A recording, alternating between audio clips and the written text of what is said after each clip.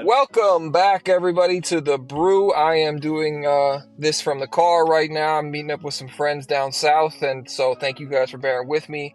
Welcome back to another episode of Morning Brew, the regular brew, whatever brew you want to do with Matt and Mike. We're looking forward to talking to you guys about the upcoming game tonight against the Purdue Boilermakers. So to start us off, Matt, you got some numbers for us. So I think we should just jump into the numbers really quick in this episode and break down kind of what we see in terms of between the Badgers and some of the strengths that the Badgers have and the strengths that the Purdue Boilermakers are going to bring to the table tonight.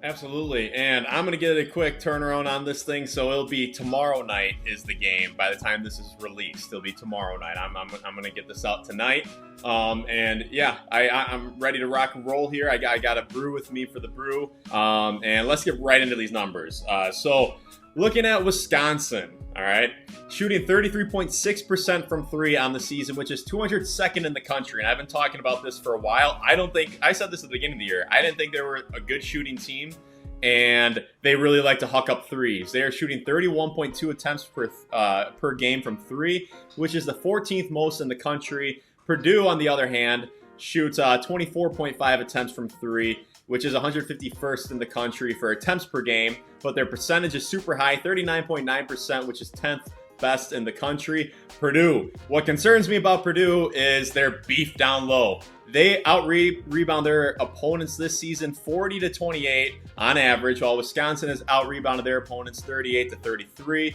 Wisconsin turns the ball over 10.6 times per game, while Purdue turns it over 10.2, two teams that like to take care of the ball.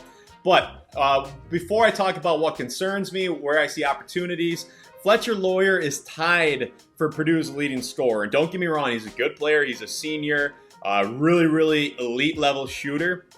But when Fletcher Loyer is tied for your leading scorer per game at 14 points per game, tied with Kaufman-Renn, that tells me Purdue is not an unbeatable juggernaut. They are really good. They are a top 5, top 10 team in the country. But on Wisconsin's home court, Wisconsin can pull this off. But what is really concerning for me in this matchup is, I said in the last episode, I was a little bit harsh on the Badgers, but they're a little soft. This team isn't too physical, and Purdue is going to test that. Not necessarily in the backcourt with Loyer and Smith. They're not overly physical, but you go Jacobson, who's 7'4", comes off the bench. He's 250 pounds. You got Oscar Clough, who's 255 pounds at center. And then you got Kaufman-Renn, who's 6'9", 240 at the power forward position, who's averaging a double-double right now.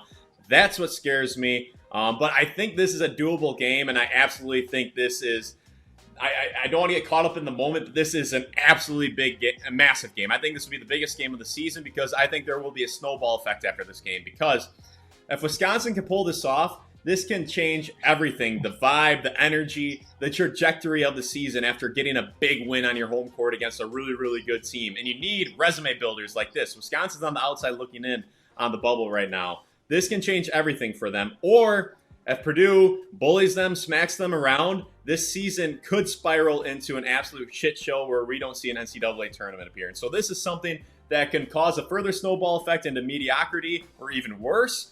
Or this could be an opportunity for Wisconsin to change what this season is going to be all about. So that's kind of the intro. A little long-winded, but Mike, what are your initial thoughts here? We just looking kind of, the two biggest numbers that you pointed out to me were the rebounding. Purdue is bludgeoning on the boards, a plus 12 average of beating their opponents on the boards. And they've played a lot of high-level competition. It's not like they've played a bunch of cupcakes and little sisters of the poor. They've done an excellent job on the glass, and that's with their three bigs, right? They bring in 7'4", 6'11", 6'9", with some girth. Those boys have been eating their Chef Boyardee, that's for sure. And that's just kind of true to what Matt Painter does. He's got that program rolling. He's a heck of a coach, and he does a great job of recruiting what he wants. In terms of the second thing is the efficiency of their 3-point shooting. Okay, in terms of their 3-point shooting, they are extremely efficient. Purdue's an absolutely efficient team shooting 3-pointers because of the types of 3-pointers they get. They play a lot of inside out, as well as Braden Smith is an absolute monster at the point guard position.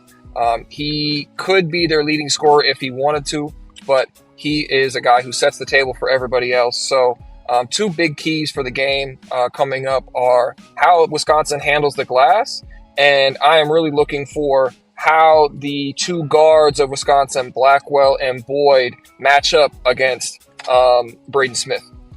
He's an All-American point guard, and I know Boyd is really going to look forward to that matchup. So the biggest thing for me is how does Boyd come out and attack Braden Smith? If he's able to get him into foul trouble, put him maybe on the bench. Purdue has an excellent secondary point guard, backup point guard. Cannot remember his name. I know he's an Israeli kid coming all the way from younger leagues in Israel. He looks like the next up-and-coming point guard for Matt Painter, but they're not quite as dynamic with him as they are with Braden Smith. So the biggest things for that is can you get Braden Smith into foul trouble, and what does that matchup look like for the two guards, as well as taking care of the glass? Because, like we said earlier, they are beefy. Wisconsin and Purdue do have a mutual opponent in Marquette, and I just looking at the end result of those games, you go Purdue beat Marquette on their home floor, at Purdue's home floor, 79-59. Wisconsin beat Marquette 96-76 on Wisconsin's home floor. The big thing I want to take a look at is the rebounding differences. And so Purdue out-rebounded Marquette 34-27, while Wisconsin out-rebounded Marquette 45-29. I mean, Purdue is still definitely the way more physical and solid team down low, but that's something to take note of. It's just I'll throw that out there, but I still am concerned about how Wisconsin handles the big fellas for Purdue. There's going to just need to be a mentality shift. Last year, we saw Nolan Winter really improve in front of our eyes in the second half of the season once he got to conference play. He played a lot tougher, a lot more aggressive, a lot more physical. And we're going to need to see Belauskas and Nolan Winter are going to need to be ready to roll against Purdue here. Otherwise, this thing's going to get ugly. So Wisconsin needs to keep that rebounding margin close. And I will say for Purdue, I think if there is somebody who's doing it right, getting on a little bit of a tangent here, who's doing it right in the portal age, in this day and age where everyone's flying everywhere, it's Purdue. They have two senior guards who have been there for 4 years. They have Kaufman Wren, who's been there for 4 years. They have one guy, really, who is not a Purdue guy in their rotation. That's Clough. He's a one-year rental from South Dakota State. But outside of that, Purdue just has a lot of retention. They play super well together. They mesh, they flow. While Wisconsin, on the other hand, we've said it before, on paper they have a lot of talent, but there is a physicality and just a chemistry discrepancy. So those are the two things that I think will need to be resolved against Purdue. Like, if they don't come to play with physicality against Purdue, it's going to get ugly. And then they need to mesh. No more me ball. It needs to be team ball. Wisconsin needs to play as a team in order to get this done.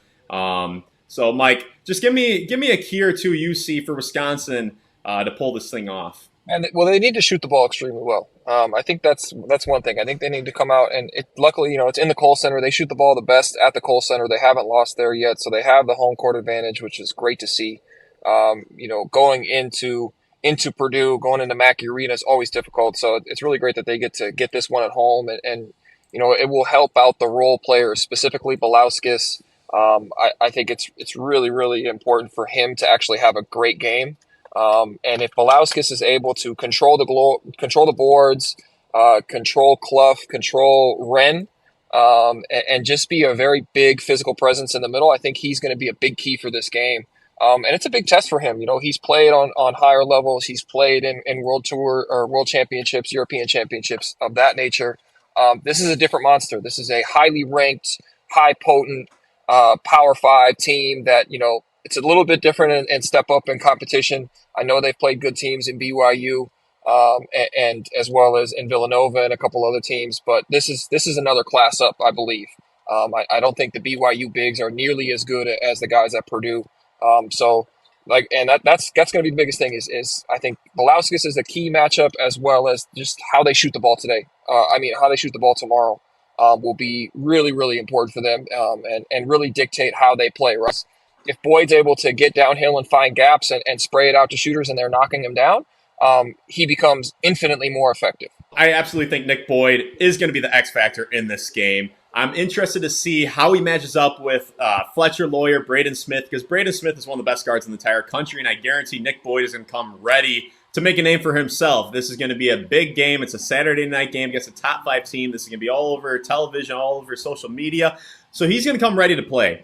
And with Fletcher Smith and Braden Lawyer, with Braden Smith and Fletcher Lawyer historically in the past, I've seen them struggle with older, more physical guards. Nick Boyd definitely checks that box. He'll be 25 by the end of the school year. But Fletcher Lawyer is a guy who utilizes his weakness and turns it into a strength. I've seen this over the years. Mike and I talked before. He's wiry, strong, according to Mike. I disagree. I just think he's weak, but he is an elite level shooter. He's super savvy. He's super skilled, and he will utilize his little frame and his little body, his skinny, twiggy legs and arms, and he will draw a lot of fouls just by being crafty and utilizing his weakness and making it into a strength. So Blackwell has to be aware of that. Blackwell's matched up on Lawyer. He cannot get drawed and baited into some weak fouls. He has to get his money worth with his fouls and move those feet. Don't bail him out. Don't fall for his tricks. But yeah, Mike, is there any other matchups you're looking forward to in this one? I think the other thing that we got to look forward to is to see how Purdue defends the pick and roll, and if Wisconsin can get more aggressive. And actually, Wisconsin runs a lot of European motion, and when they get into that European motion and they run their cuts, can they touch the elbow, especially off of their wing ball screens? If they can start touching the elbow and get more paint touches out of their European motion, and get a little bit more depth within their offense, it's going to create a lot more opportunities for them to, one, continue to drive and attack the rim, but also it's going to find more openings for shooters that can be ready to catch and shoot. So those are a couple of things that I'm really looking for. And then obviously we just need a big game from Nolan Winter. Hopefully he can knock down a few shots for us. He's had a little bit more success with his jumper the last couple of games. He's feeling a little bit more confident. He's finally shooting the ball up. He's got much less of a laser beam than he did earlier in the season. The game against Villanova, his shot looked really fluid. If you look back at some of those highlights, the ball actually reached the pinnacle and the top of the backboard, or the top of the white square, and it looked really, really fluid. So hopefully he continues that. Seems like he's been working on it and getting more arc on his jumper. So if he can knock down a couple of threes, especially early, that will be also a game changer for them. And then obviously we need guys off the bench. I'm curious to see how they handle a big situation like this, because we got some young guys coming off the bench. So if they're able to find rhythm, find success, even if it's just defensive success, grabbing a rebound, getting a defensive stop, and finding themselves active in the game early, I think that'll be huge for them. And Mike, you have a Wisconsin quarter zip on, and obviously this is a Wisconsin-focused show that we do. But I want you to be brutally honest here in this next question, and just tell me, what do you think of Nick Boyd and John Blackwell on the defensive end? How good are they? And the reason why I asked that is just before I brought up how I've seen in the past, I've seen Lawyer and Smith more, I would say 2 years ago, struggle against stronger, older guards. And like Klesmit and Chucky used to be able to give them some good battles. Both those guys could really move their feet defensively, and they were really physical. I don't think Boyd and Blackwell are as good of a defensive backcourt as Chucky and Klesmit were. How good of defenders do you think those two guys are, and do you think they can cause any disruptions with Smith and Lawyer? I think they're good defenders. I think they can be good defenders at time. Obviously the best defender on the team is Rhodey, especially positionally. He is by far the best defender positionally. He's very rarely in the wrong spot. But in terms of those two guys, it really depends with Nick Boyd. There are certain times where you see Nick Boyd sit down in a stance and he goes, I want to dominate my matchup today. And he does it on both ends of the floor. And when he does that, Wisconsin goes. In terms of John Blackwell, Blackwell is a little bit more reserved, right? He's a little bit more steady, even-keeled. He doesn't seem to get up and down so much. Defensively, I haven't really been able to see him sit down and really lock guys down. He hasn't been able to do that, and there has been some times where he finds himself giving more offensive effort on the offensive end than the defensive end, but that's also because he has a heavier load to carry, right? Both those guys are very, very high-usage guys offensively. And it's very difficult to do both ends of the floor. But if anybody can do it, I think, I personally believe Boyd is actually the physically capable guard to really disrupt things. It's just, does he want to consistently? And we haven't seen that all the time. And there are times where Blackwell gets just a little bit lost. He gets a little bit unconcentrated or unfocused on the defensive end, especially if he has a little bit of trouble with his jump shot. If he misses a couple of mid-range jumpers that we expect him to make and he expects himself to make, you find himself just a little bit lackadaisical and a little bit unfocused on the defensive end, which, for me as a guy who's played a long time, I know for me, if I can't find my jumper, I'm going to go find something else that gets me going, whether it's a rebound or especially defensively. And that goes with talking, energy, all kinds of stuff. So I think Boyd has the biggest challenge today or tomorrow of really getting into Braden Smith, because he's the maestro. He's the guy who stirs the drink. He's the straw who stirs the drink. He's the guy. So if Boyd can disrupt him and really push his offense out further away from the 3-point line, it's got a chance for Wisconsin to come out on top.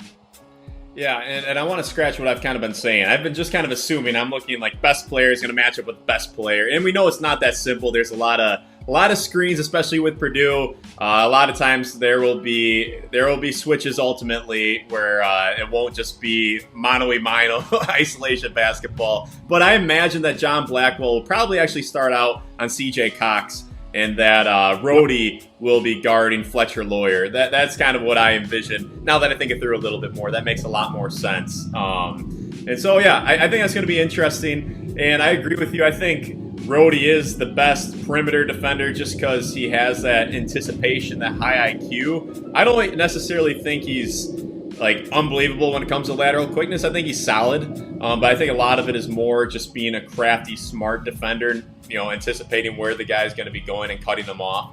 But yeah, so the biggest key for me, once again, is there's going to have to be a level of physicality we have not seen from Wisconsin in this matchup. The big guys down low, they got to bring it. Otherwise, they will get exposed. They will get embarrassed on national TV. Boyd has to be locked in for 100% of the game, like you said. Boyd's he's physically capable of it, but he's got to have that Mamba mentality, right? And the same with Blackwell. Like, we see him offensively kind of have that Mamba alpha mentality, but then he takes plays off defensively. He doesn't fully lock in, and I don't think his lateral quickness is great. I think it's very average. But yeah, everyone's the physicality's got to be there. They got to play as a team. It can't be, hey, we're in a big game right now, I need to go get mine. It's got to be a team thing. And if they can pull this thing off, and I do think they can pull it off, then that changes everything for the season. Otherwise, I think this can further spiral into a not so good season where Wisconsin doesn't make the NCAA tournament. I'm going to make a prediction, Mike, and then I'll ask you to make a prediction and share any closing thoughts you have. But my prediction for the game, I am going with the upset. I have Wisconsin pulling this thing off. I think they are due for a big win. They don't have one. I also would be surprised if Purdue absolutely runs them over and it's not close. But I predict Wisconsin to pull this thing off in a close victory. But the Kohl Center's got to bring it. The energy's got to be good. The vibe's got to be there. On paper, they can pull it off, but we got to see some things that we haven't seen all year when it comes to chemistry and physicality. But I'm going with Wisconsin. Let's go 80-77. That'll be my final score. Mike, what are your thoughts and your final prediction? I think that the Kohl Center continues to be an iron fortress for the Badgers. I know it's a difficult place for guys to come in and play, especially on a Saturday. Kohl Center is going to be rocking. People are coming back from Christmas break. It's the first game back, so energy is going to be great. The Kohl Center is going to be alive, and for me, I think it's going to be about a 78-68 win for the Badgers. They're going to go ahead and shoot the ball extremely well, and Boyd's going to get Braden Smith and Lawyer in foul trouble early.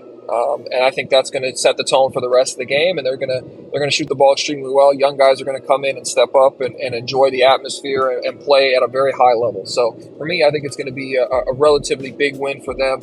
And that's my closing thoughts, and I think we should be good. We'll be talking next week about who they're going to take on next. Yeah, absolutely. And yeah, before we close it out, I'm going to stick with my prediction, but I do think there's also a pretty good chance. I mean, we're both assuming that we see something that we haven't seen yet from this team.